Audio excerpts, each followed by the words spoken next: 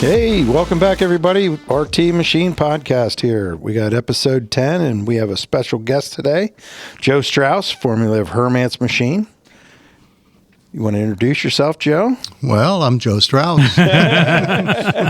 Formerly of Hermance Machine. Eh? Yeah, it's great to have you on today. Oh, it's a pleasure to be here. Who else we have in the room here? Well, I'm Ron. I'm a guy that runs this place, I guess. The head cheese. Yeah, right. I'm Eric, the guy that cleans up after him. That's right. I'm Ryan. I'm one of the ones who makes a mess. Yeah, we're hoping to have a great show today. So we brought Joe in. A lot of people ask us to maybe provide some help or some information on how somebody builds a company, and Joe built a heck of a company over at Hermance, one of the largest machinery dealers in the country. So we asked him to come in and chat with us a little bit. So maybe Joe can start off telling us what he did before he was a machinery dealer and how he became a machinery dealer. Well, it's kind of a bit of a serendipitous event where it started out after college at Piper Aircraft, and after about 3 years or so learning the ropes of international finance and credit, I went from financing airplanes to financing mining equipment for Joy Manufacturing out in Pittsburgh, and had various jobs at Joy, from international finance, international marketing, and then their company economist, and got involved in merger and acquisition type analyses. And when Joy was taken private, I was thrown out on the street and looked for something to do, and found an opportunity in my old hometown of Williamsport. And So you were originally from Williamsport? Originally from Williamsport, and lived 15 years out in Pittsburgh. Walked into a business broker in the north suburbs of Pittsburgh and looking for a company to buy. And in the interviewing process, they said, well, maybe we can find a Perkins Pancake franchise or a Jiffy Lube or something like that. And as I was leaving, they said, by the way, where are you from? And I said, I'm from Williamsport. And they said, well, we have a company in our closed file here that in Williamsport. Did you ever hear of Hermance Machine Company? And I said, they sponsored a Little League team, but other than that, I don't know anything about them. And so they said, well, it's under contract. So this was a Friday afternoon. They said, it's in our closed file. And so I went back and I called back home and did a little research. And on Monday, I went back to the business broker and I says, if that business hasn't sold, I want to go see it. And so they called the listing broker and they said, no, we don't want anybody messing around. We got a deal. We've been working on it 2 years. And so long story short, I went in on Wednesday of that week, met the owner, and John Monks. John Monks, hit it off well with him, and stayed around for a couple more days, lined up an accountant, an attorney, and started talking to banks, and came back the next week and started doing business plans for the bank in order to get some financing. And on that Friday of the second week, this is exactly 2 weeks after I first heard the name Hermance, I made a deal. wow. Sat in the seller's attorney's office with my attorney, the business broker that wanted their commission, and made a deal. Wow. So it was interesting. I didn't know anything about the industry, didn't know anything about the equipment. I was in the first stage of knowledge, which is I didn't know. And so I started commuting in and coming in every Monday and going back to Pittsburgh on Friday, learning as much as I could about the business. And John stuck around, I assume, for a while? This was in April, and we had the closing July 17th.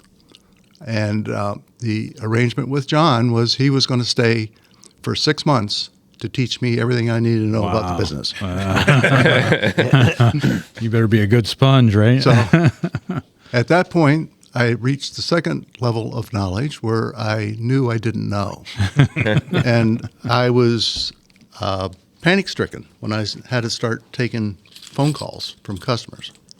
And so I went to the third stage of knowledge where I sought knowledge. And so I soaked up everything I could. And, of course, we had the closing. John was to stay 6 months.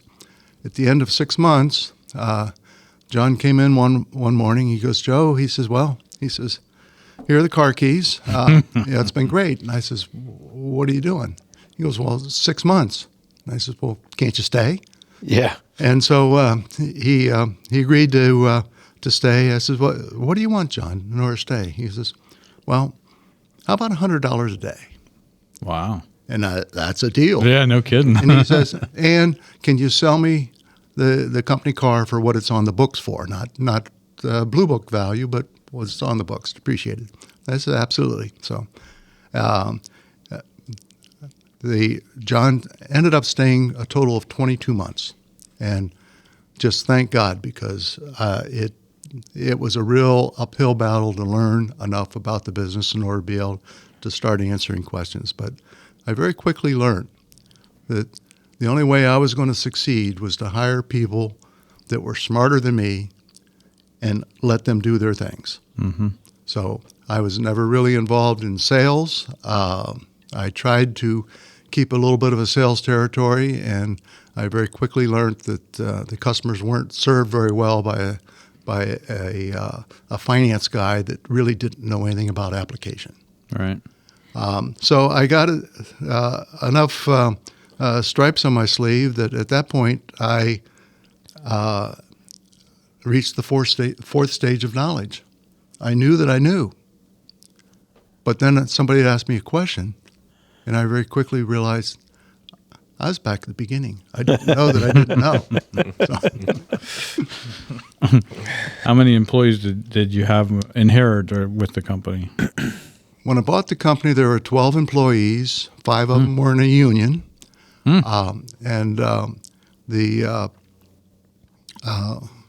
one thing about Hermance is, although it was a sleepy little company, John had an excellent reputation. He was a very, very honest man and never cheated anybody. And that fit well with my sense of values. There was no way that I was going to interrupt that. Right. Yeah, Hermance Machine started, what year did it originally? 1902. So, yeah. Wow. Now, Always by the Monks family? no. The guy by the name of Albert Hermance started Hermance. He was a partner with a guy by the name of Edwin Rowley, and they had a company called Rowley and Hermance that was in Williamsport, which in 1896, I believe this is pretty accurate, Rowley and Hermance was combined with some other machinery people, became Williamsport Machine, and then eventually became American Machine, and then eventually became Yates American. Oh, yeah.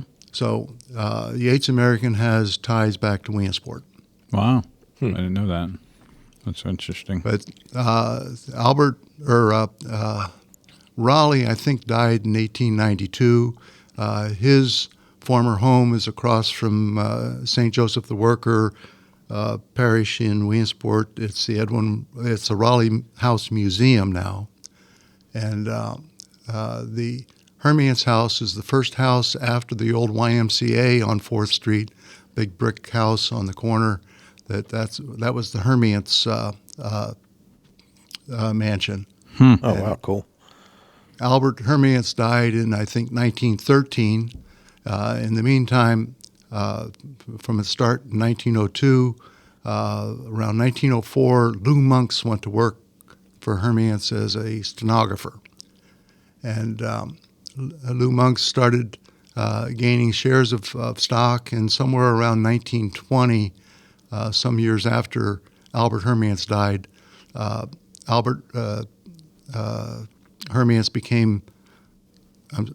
Lou Monks became the full owner of Hermance Machine Company. Oh, wow. And then his son took over for him somewhere in the 60s, I think. So John was the son, or John was the? John was his son. Okay. Lou was the owner for years, and as Lou got on in years, some of the stories about his antics were kind of humorous. He would come in the morning. He would read the paper. He would collect the mail. He would open the mail and sort it, and then he would go to lunch at the Ross Club.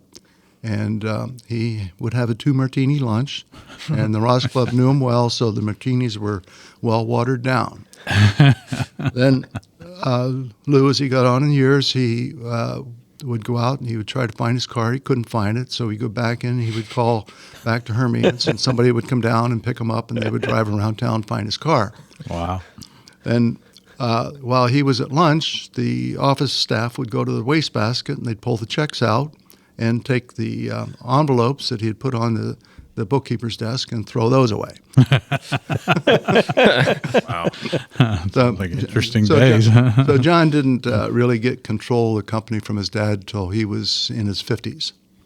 And John had a daughter, Kathy. I don't know any other children. She's still in the business out west. So. Actually, John had 2 daughters and a son, and the son was David, is David. I remember that. And David married a gal by the name of Kathy Oh, is Hyatt, and she was in the machinery business. Oh, that. So she's not a daughter. She's a daughter-in-law. Daughter-in-law. Okay. Wow. I didn't know that. And David didn't want to take over the company, and his hobby was building wooden boats. And he's still, I guess, doing that out, I believe, in Port Townsend, Washington. Yeah, I didn't know that. I thought Kathy was the daughter. That's interesting. Yeah. I don't know if I got bad information or if I just made an assumption. I think I made the assumption. Yeah, that was just assumptions. Yeah, and they made machinery originally. They made. I remember the gang rip saws, molders, the old Hermance molders, 300 GS gang rips. Hermance made a wide array of woodworking machineries. They made single antennas. I've seen those. I understand, although I may be wrong on this, that Hermance invented the concept of a top blade straight line ripsaw. And so I bought one here a number of years ago, have it still in the Hermance building, which I still own and, of course, rent to the Worth Company. Right. Yeah, we had an old Hermance gang rip. Yeah. When did they stop doing the foundry work? Do you know when? The foundry was closed in, I think, around 1940, 42, somewhere around in the war years, and that was just a warehouse then. It still is there now as a warehouse. Gotcha. Is that your building was the foundry or a different building? The building, the foundry building was separated from the main building, as was the custom because of the safety for fire, whatever. Right. But in between the foundry and the main building, there was a Ford shop. There was a pattern storage building. And there were a number of miscellaneous buildings in there, which shortly after buying the business, cleared most of that out, put a couple of new buildings in between. Did they continue having somebody else do the forgings for the equipment? Williamsport Foundry was, which was recently closed over on Maynard Street, just a block away, did all the foundry work for After the at that war point. years then. Yeah. And you tried to get into manufacturing the machines again at one point, I believe? Yeah, we bought the Newport Machine company, which makes the closed half joint window mullion.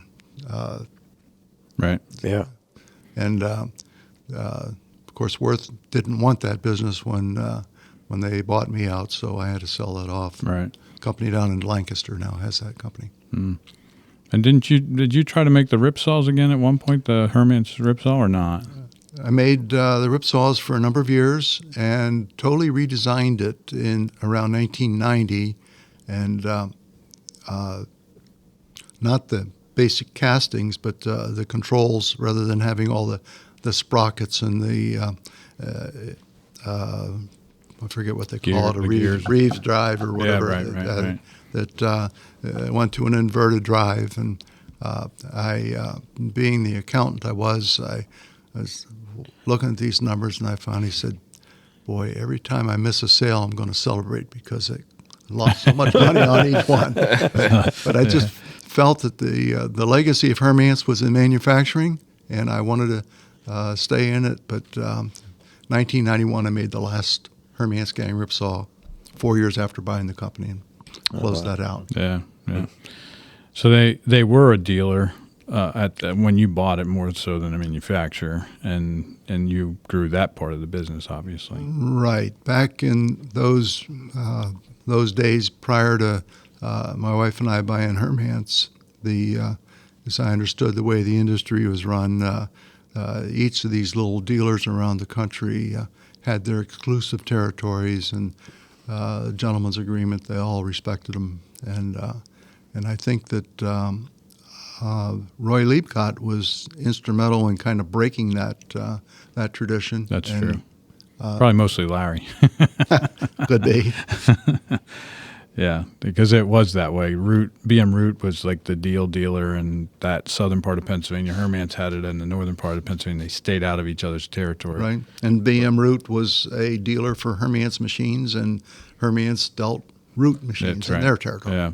But yeah, that all went away Yeah. at somewhere around that time, and everybody was selling everywhere. Right. Yeah. So you had, I remember Conrad was one of your guys when you started, and I don't know how many other salesmen did you have in the beginning? That was it.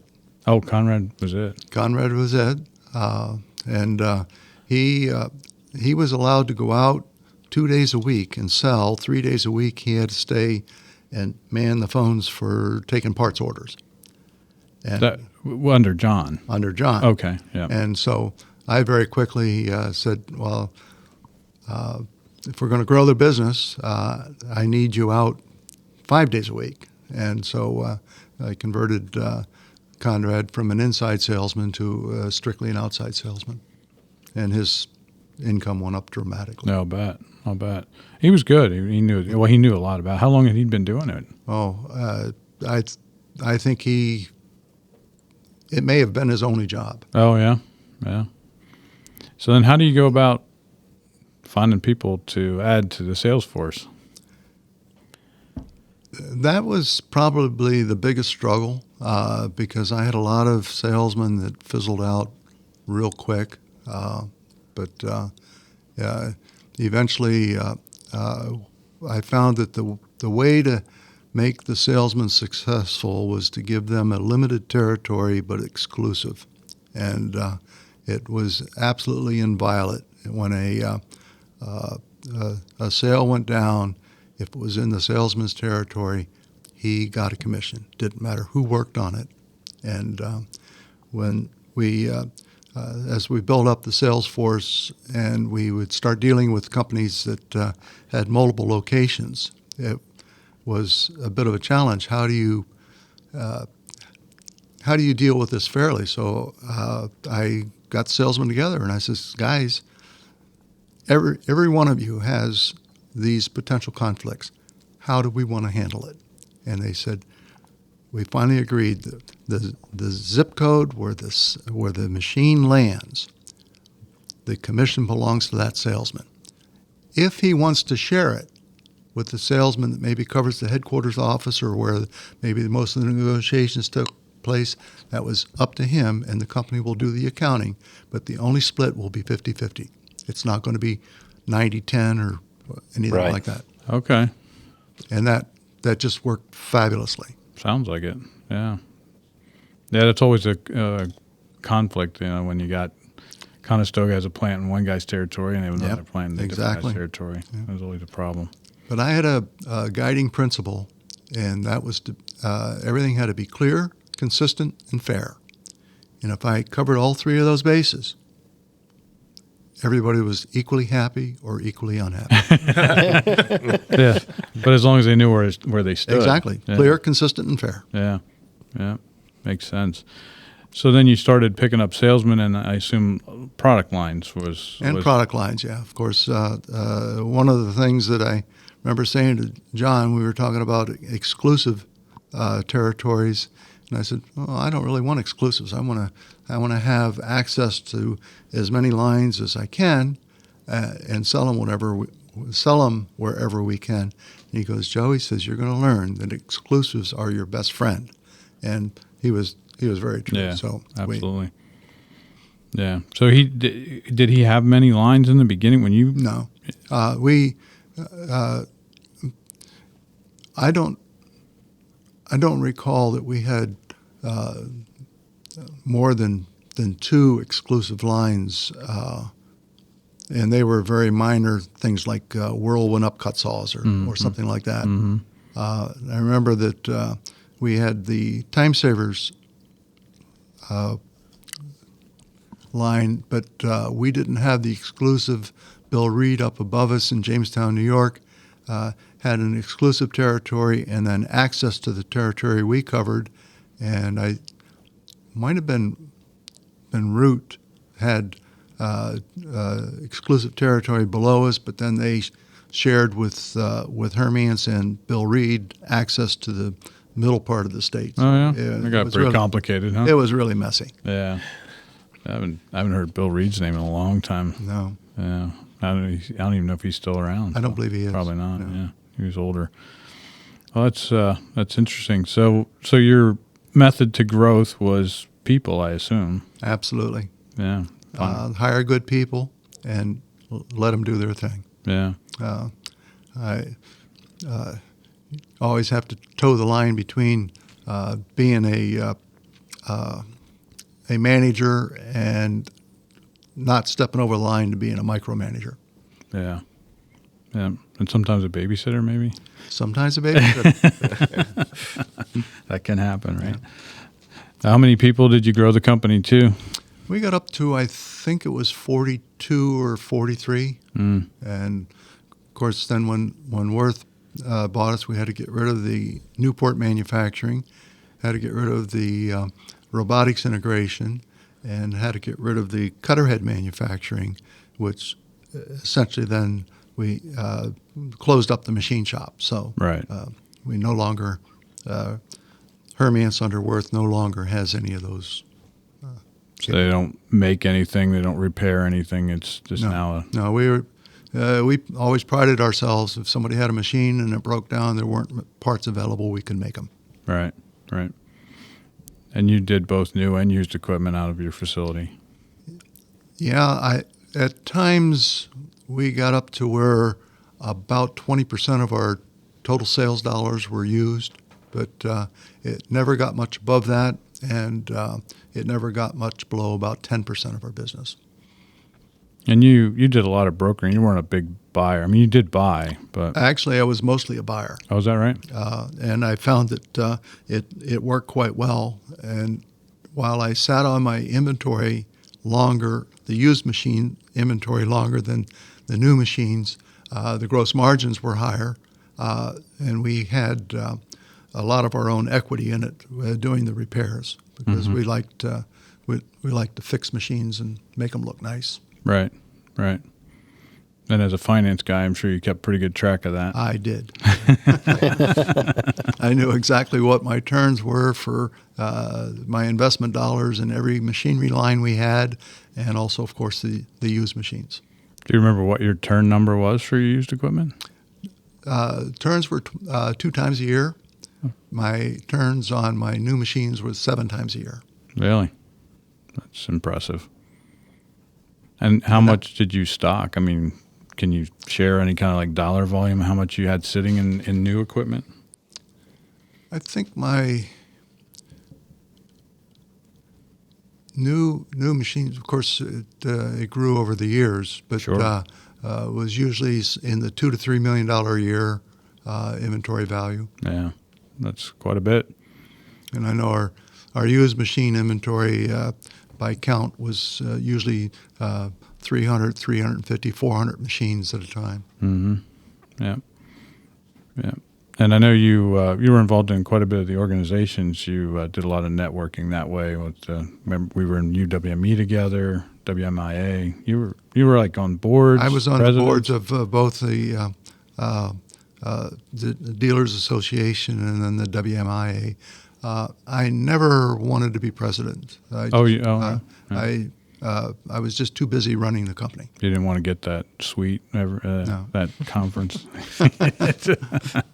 Isn't that what they do? The president gets the always suite. got a big suite and would always have a big cocktail party in his. Yeah. In the suite? It is a nice suite. Yeah. Oh, you were in it? I went to the cocktail party at Wick a few years ago. It's like I could see the appeal. Yeah, but it probably takes up time, I'm sure. Oh, yeah. Yeah, getting involved in that stuff. Any other advice you can share with people about building a company? Probably the most important thing is to not be intimidated by people that are smarter than you. Because if you can hire the smartest people and the most industrious people and give them the leeway to do what they want, they'll make you a lot of money. And I had no problems with salesmen making more money than I did. That's nice. It's very humble advice. Yeah. Did you? Somebody told me that the salesman had kind of free reign to do the negotiations. Did you micromanage those, or did they make their decisions? The salesman had almost exclusive ability to set deals. They would come to me for input when they felt it was appropriate. Now I would pretty much set the trade-in values. So every once in a while I would have a salesman that would want to give an extremely high trade-in value. And the trade-in values were treated as cash in the transaction in computing the salesman's commission. So the salesman got a percentage of gross margin. So let's say a new machine sales price was $50,000, and the used machine they're trading in is worth maybe $10,000. If they bump that up to $20,000, they could make the deal sweeter for themselves. Oh, wow. So I kind of monitored that, but my salesmen over the years, I had so few instances where they tried to game the system, and it just we were family. We were a team. That's the way to do it. You have to have a team, and everybody's on for the same goal. All after the same goal, Yeah. and the ultimate goal was a satisfied customer. Absolutely, yeah. And you had a service crew. We had a very good service crew. I mentioned earlier that when I bought the company, there was five members of a union, and it took, I think, 4 years to move away from the union. And the way I did it was we had an annual contract with the union, which is unusual. But every year we negotiated, and every year I held the line with them. Meanwhile, I gave more benefits to the non-bargaining people. And then one day, one of the union guys came in to me and he says, "Joe," he says, the non-bargaining people, they get more vacation, they get more holidays. Why do we have a union? And I said, "Jim, I can't talk to you about this, but I can give you the name of my attorney, and you're free to talk to him." Yeah, you don't want to get in the middle of that one. You can't. That's right. But I had 4 NLRB, National Labor Relations Board, suits brought against me by union members. One of them was the union brought a suit against me because they found out that I had given the bargaining people uniforms, and so I wanted them to look nice out in the field. And the union said, "That's not your prerogative to give them something. That's for me to negotiate it for them." And so I had to defend myself. Wow. Another one, Conrad, the one salesman we had, took a small miter saw in the back of his company station wagon down to Woodmode and delivered it to him. And I got a union grievance and a NLRB suit because I was taking a union task away from a union member. That's It incredible. was up to the union guy to deliver that machine. Wow. That's incredible. So, but the union was gone. Yeah. Well, good. I'm sure that for 5 people, that had to be a pain for you. Right. Yeah. And so we built the service crew back up after that. How many service techs did you have at the end there? Think we were 7 or 8. Mm-hmm.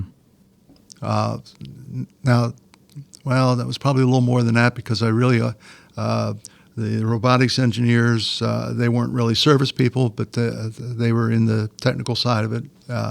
And I think we had up to 4 people in the machine shop. So, but the machinery service people, I think there was just 5. The guys that would go out in the field and work on machines. And you were you got into the robotics thing fairly Yes. early. Yeah, we were I mean, for our industry anyway. a Fanuc robotics integrator, and that was my son Ian's initiative. Mm-hmm. He's He's an engineer, right? no, Oh, I thought no. The younger boy Matt is an engineer. Oh, okay. But no, Ian was his degree was in economics. Oh, okay. I misunderstood that one. He's very technical. Yeah, yeah. He's a good technician. Yeah, I know he does a lot of work on machines Right. himself. So and I knew he was the one that led the robotics thing. Right. Yeah. Yeah. Now, we weren't in it long enough to build it up to where it was making a profit for us. It Right. was still Infancy. in its infancy. So, Yeah. Hello everyone, welcome to this week's Machine Spotlight. This week we have a Marine Johnson 1105-G CNC Dovetailer. This is a 5-spindle machine powered by 5 horsepower TEFC motor, wired for a 230 volt 3-phase. This machine was new in 2018 and has 721 hours. If you'd like more information on this machine, you can reach us at 570-584-2002 or email us at sales@rtmachine.com. Now, let's get back to the show. Great. Well, Joe and I are doing all the talking. You guys got any questions for Joe? So what was your on SCM? I know we were buying equipment from you back in the mid 80s there. When did that all start with SCM?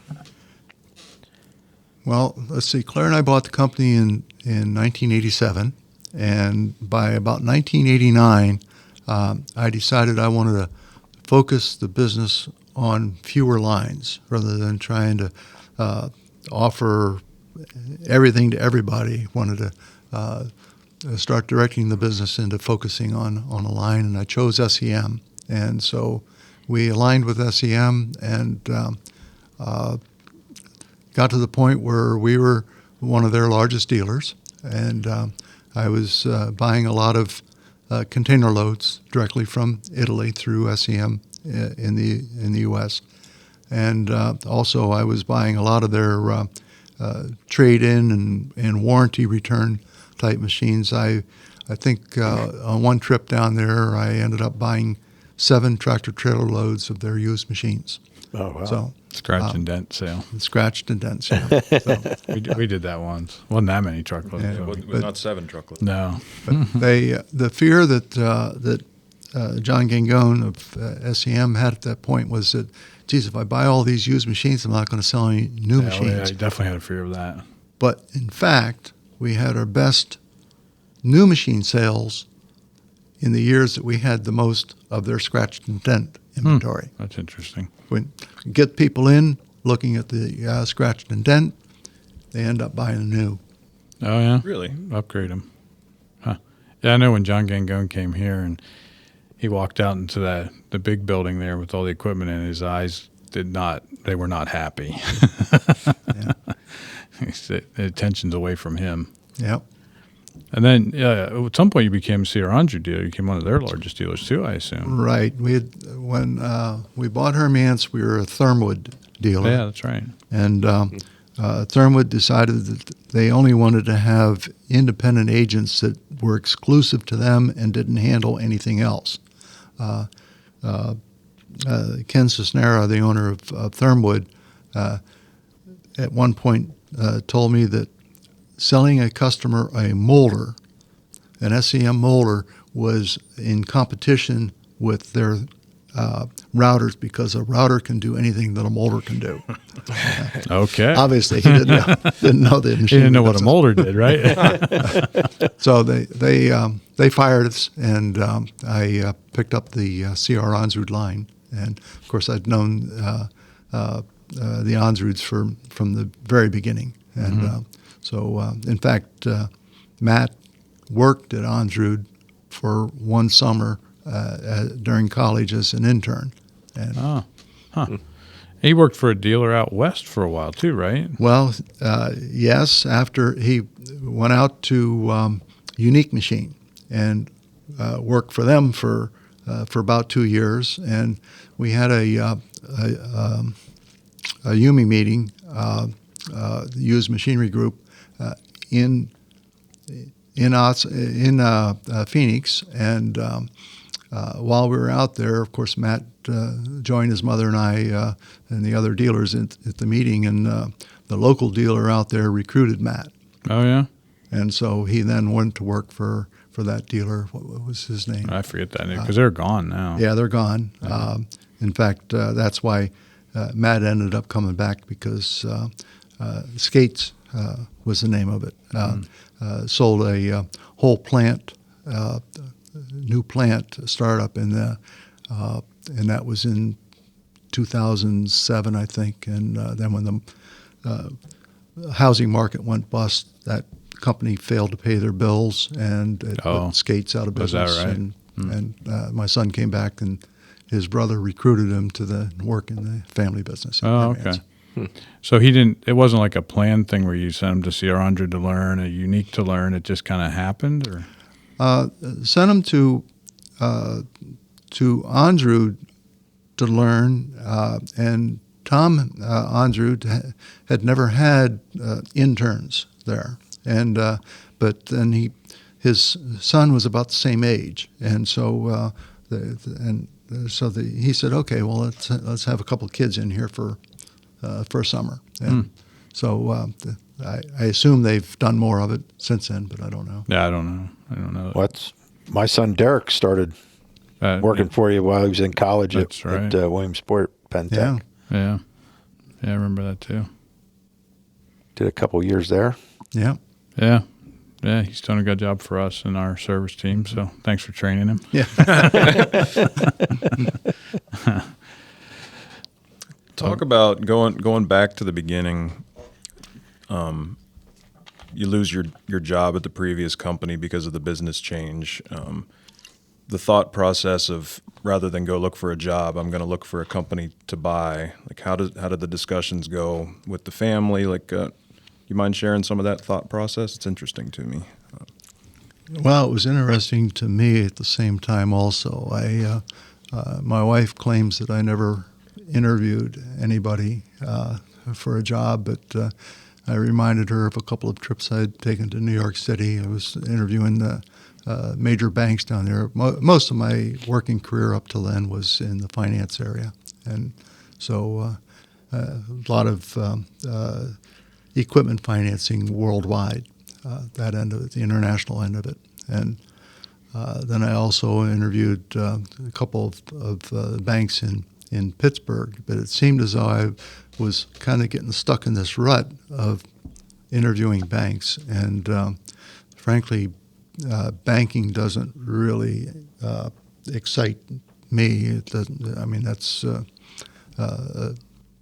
essentially a kind of a low stress type career. Where you get comfortable, but don't go very far. Mm-hmm.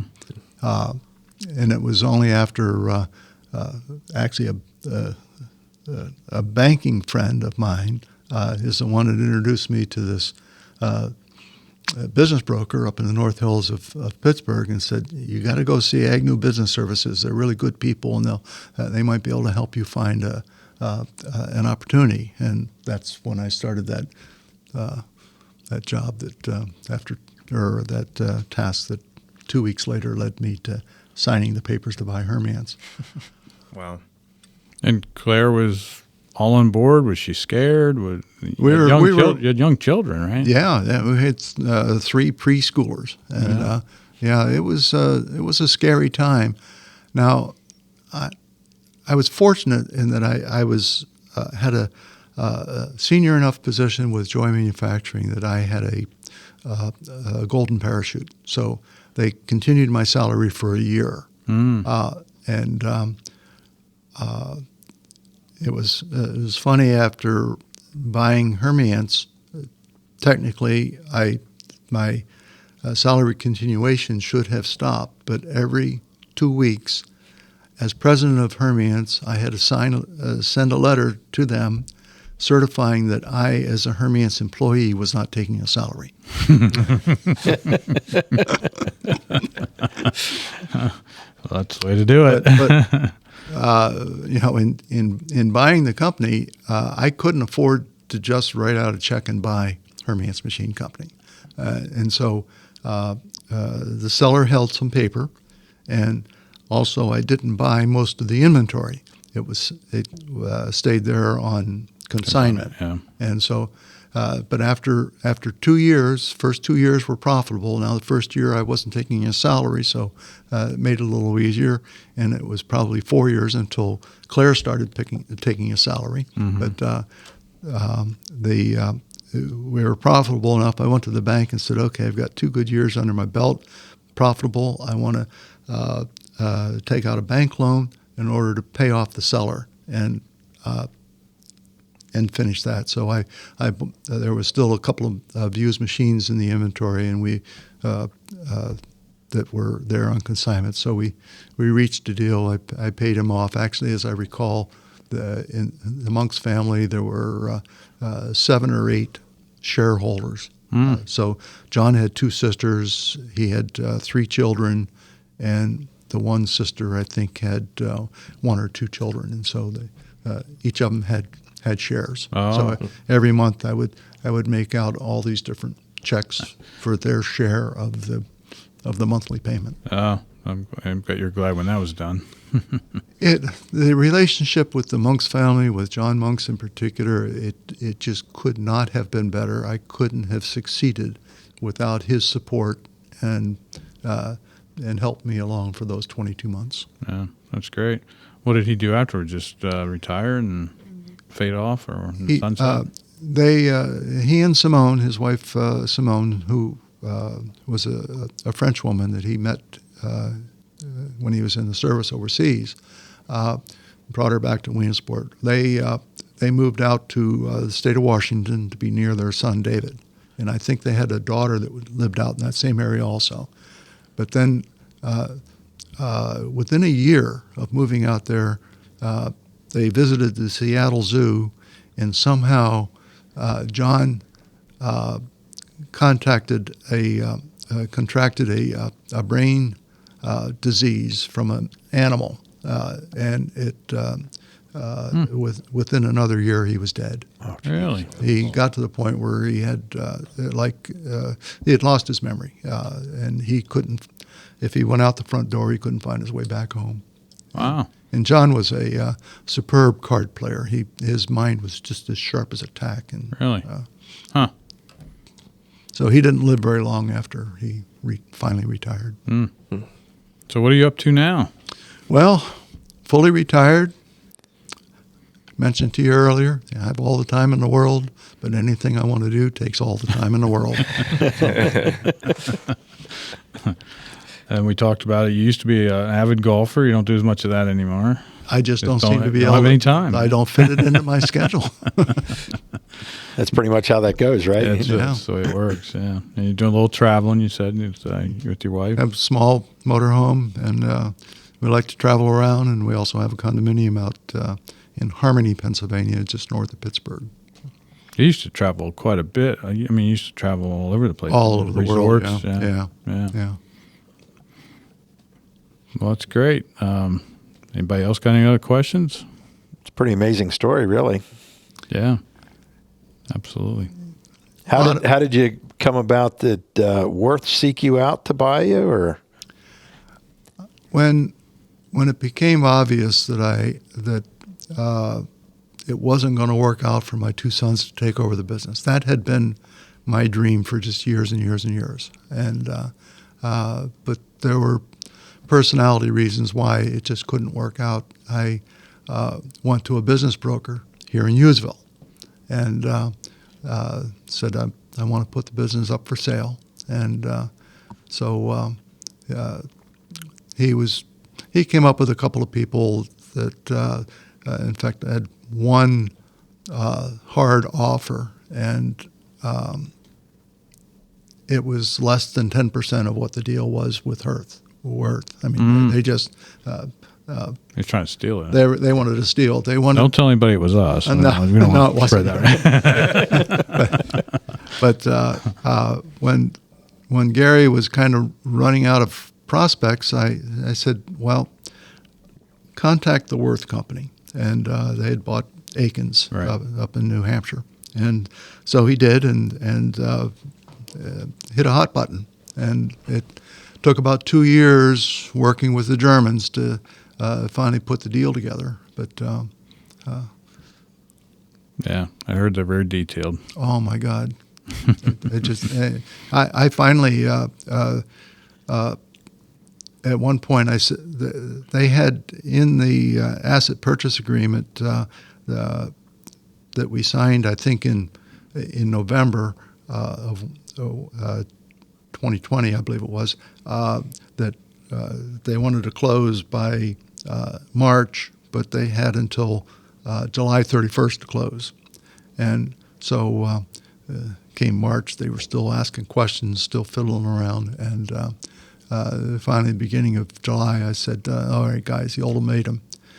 By July 15th, I'm walking. And they stretched out to July 31st. They took it to the end of their deal, right? Yeah, the dichotomy between those two deals is pretty wild, right? In 1987, you said 2 2 weeks. Yeah.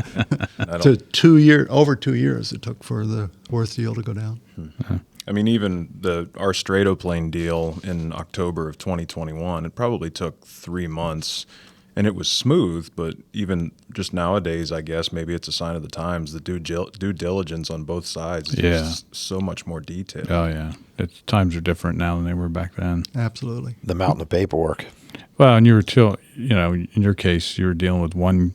Well, I guess you had the family that had to make the decision on John's side, or John had all the voting stock.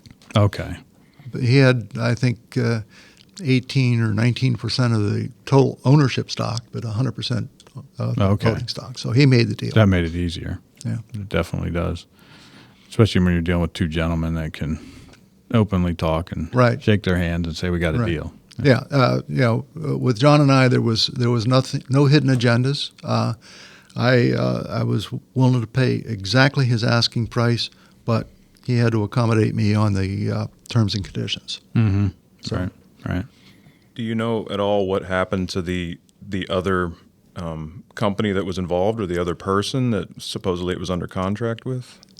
From what I understood, there was a buyer that lived in Baltimore, and he was 2 years away from being fully vested in his retirement benefits with the company he was working for. And his idea was to buy the company and run it for the balance of his working career, but to prepare his son to take it over. And so his tentative offer he had, subject to him getting the financing, was that he wanted John to stay on for 2 more years until he finished getting vested in his retirement, and then stay on even longer to teach him the business. And that wasn't very attractive to stumbling John. block, yeah. John really wanted to retire. Yeah. Right. How old was he at the time? Well, he was 65 finally when we closed the deal. So, No, so he wasn't that old. no, Not in today's standards. right? No. So he didn't make it to 68. So How old are you, by the way? I'm 78. 78. Yeah, you're just a little bit younger than my dad. Yeah. Interesting that a stumbling block like that made such a difference in your life, right? Yeah, Like right. the deal, but for that, the deal wouldn't have happened. And what do you think you'd even be doing right now? My life is Jiffy Lube, right? My life has been full of that. When after Penn State, I was facing either the draft or graduate school. So I decided to go to graduate school, and I had applied to the University of Florida. So I said, "Oh, I'll go down and have a good time in Florida." And I did have a good time in Florida, and I hurt my back pretty bad stepping off of a surfboard, and so. While I was hobbling around, I went to the Jacksonville Naval Air Station for a physical for the service, and they said, "Why do you have that big lift on your left heel?" And I said, "Well, here's what the doctor says about it." And they said, "Hey, get out of here. You're not going to the service." And so I went back to Gainesville, and I said, "Okay, I'm withdrawn. I'm done with school." And I drove back up to Pennsylvania, and that's when my dad said, "Well," he says, "there was an ad in the paper for Piper Aircraft looking for a cost accountant." And he says, I called him and I made an appointment for you to go up there. And so I interviewed for the cost accounting job, and they said, "Well, we also have an open position in our credit department." And so I interviewed for that, and Claire Monroe, C-L-A-I-R without the E. My wife has an E on her name, Claire, but I had the male version. But he offered me the job on the spot, which I loved working for Piper, but they were not a very profitable company at that point, and so I wasn't getting anywhere. I mentioned to my contact at Pittsburgh National Bank, which was where we were financing a lot of the planes that I was involved in. My contact there told me, he says, in 2 weeks I'm leaving and I'm going to another bank out in Ohio. And I mentioned something, sounds like a good opportunity. I would do something like that or whatever. I made a comment that said, "Well, would you be interested in making a move?" And I said, "If the right move was right, I would." He goes, "Joy Manufacturing is looking for an international credit manager." He says, I'll make a contact with them, see if they want to talk to you. And so I went out and talked to them. They hired me on the spot, and they weren't offering any financing internationally at all. And so I brought the skills working with the Export-Import Bank to provide financing for essentially mining equipment worldwide. Are they still around? Joy? Yeah. Joy, the reason why I lost my job at Joy was because they were taken private by right. Adler, Shaken, and Arps. And on Halloween night, 1986, that day, my task was to ride in the company helicopter with the investment bankers going around to a number of the Joy properties for doing their due diligence. And so it was on that day where I knew for sure that I was going to lose my job after this deal went down. And I remember it was Halloween because I called Claire from our last stop before dropping the bankers off. I said, "We're going to be at Pittsburgh International in about a half an hour. Bring Ian over, and we'll take him on the company helicopter up to Franklin, Pennsylvania, where my car was parked." And just a few years ago, Ian mentioned to me, "Yeah, I missed Halloween trick-or-treating." He didn't care about that helicopter ride. Huh? but that was October or November, around in that time frame, whenever Halloween is. And, of course, I lost my job then. I was given the final notice in April or March or April or something like that. But from about January on, my only task going into work every day was to find another job. It's kind of a sad time. Yeah, I'll bet it was. Yeah, scary time too, I'm sure. Yeah. Well, I know we bought a lot of equipment off you over the years at Crailing. Absolutely. You guys always took good care of us, and yeah, I mean, as any business, we probably made mistakes here and there, but I think we always enjoyed a good reputation. Yeah, absolutely. I mean, and we've competed against you since the beginning, and right, but we didn't bump heads. No, because we did a lot of different things. Yeah, and we got along fine. I Yeah. mean, we bought and sold equipment to each other and worked Right. on a couple deals together. So Right. I never had a problem with you and your company. Right. So there's plenty of business out there for all of us. There's always enough business. Yeah, yeah. So it's been a great relationship, and anybody else got anything other than that? Yeah, I think I really appreciate you coming in and spending the time with us and hearing your story. I mean, I little pieces of that, but I didn't know Yeah. the whole thing for sure. So it's very interesting. So I could go on for quite a while about some of the stories that happened along the way, but you got the highlights. If there's any other stories you want to share, we got plenty of time on the tape here. Yeah, you said that you've off air. You said that you've done presentations not like this, but you've gone to I guess like Homing College, That's you what said, you right, or said. Penn Tech, and kind of give presentations about your history and how you Yeah, build a business. A fellow I met golfing. Of course, I belong to Williamsport Country Club, and this fellow belongs to Eaglesmere. And each year, the two clubs would have what they called inter-club matches. And I got to play golf with this guy who teaches a course in entrepreneurship at Lycoming, and he asked me if I would come in and tell the story, which did it several times. And So that's basically what you told us. Essentially. The way more about the task of buying and then selling the company, which is what the students in the entrepreneur class were more interested in. But what's your handicap? High. You golf a lot like I do then. serious. I make a better heckler on the golf course.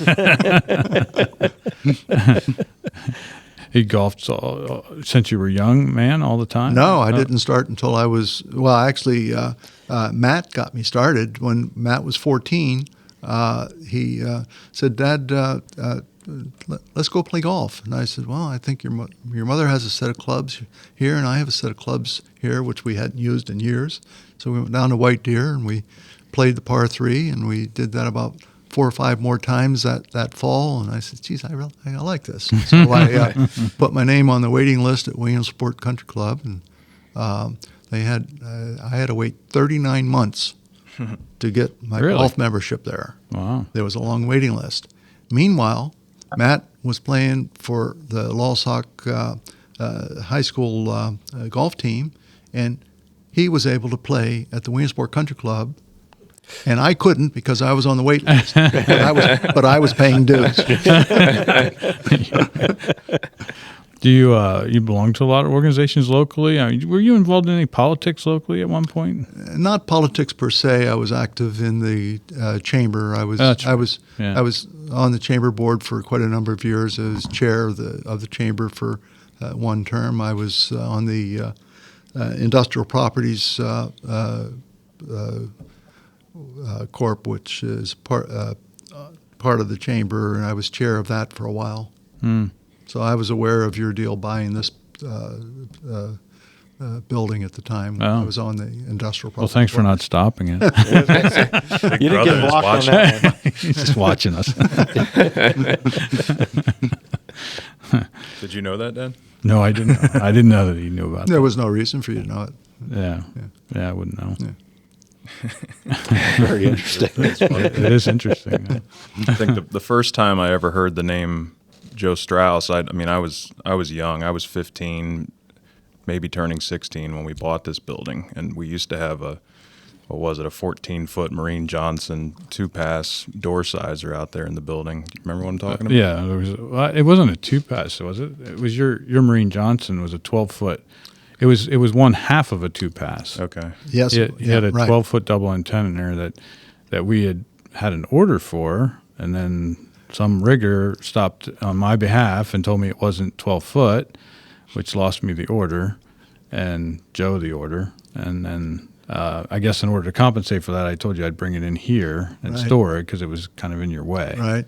And that was here for a while. And then you sold it, actually. We didn't sell it. Yeah, I didn't get much for it. So Yeah. your rigger did cost It both cost- of us a It lot cost of money. both of us a lot of money.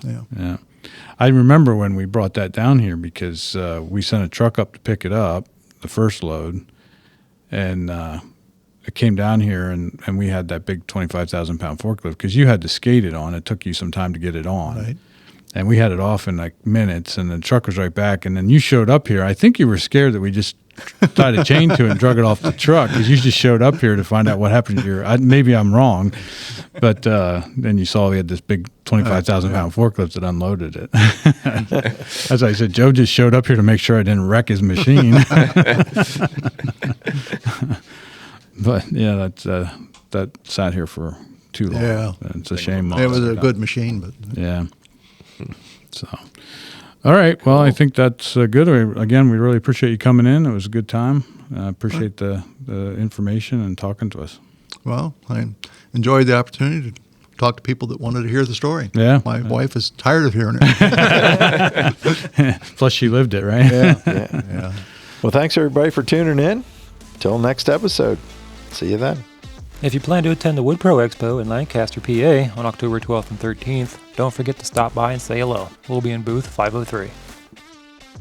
Don't forget to support our buddies at Green Street Joinery by subscribing to the American Craftsman podcast and their new YouTube channel, Today's Craftsman.